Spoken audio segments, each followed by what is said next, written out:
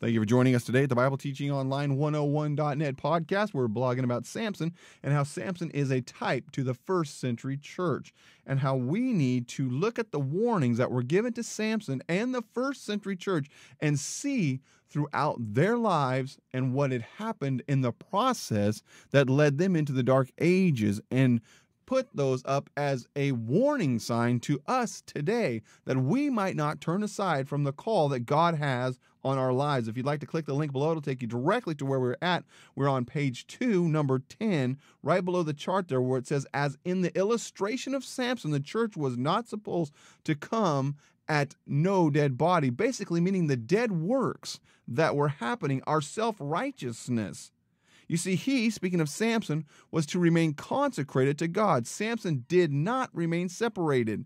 It talked about Samson and his call, his Nazirite call, that he shouldn't eat anything unclean. But yet he turned aside to the carcass of the lion and ate out of it. Even though the honey was sweet, it was still within the dead carcass of the lion. Samson chose not to remain separate, and neither did the church.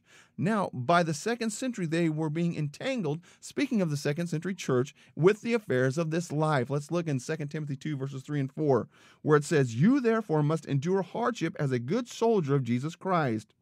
No one engaged in warfare entangles himself with the affairs of this life, that he may please him who enlisted him as a soldier. You know, in this day and age, and what is happening within the church and without of the church, there is becoming an urgency to serve Christ, or there is an urgency to actually do the opposite of speaking against Christ and the church. There is becoming a massive gray area where people are not drawing a line. Now let's go on.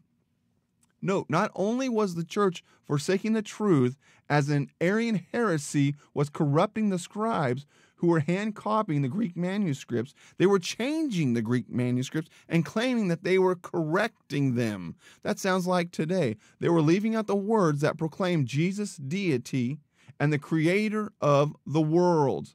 Let's look at this in the little asterisk there. The printing press would not be invented until the 14th century. This left opportunity for a copying scribe to alter God's word. See, compare this with the church of Pergamos in Revelation 2, verses 12 through 17, and the parable of the fowls of the air lodging in the branches. If you'd like to review that, go to phase 1, and you can review why we use the King James Bible. Now, let's go to number 11 here.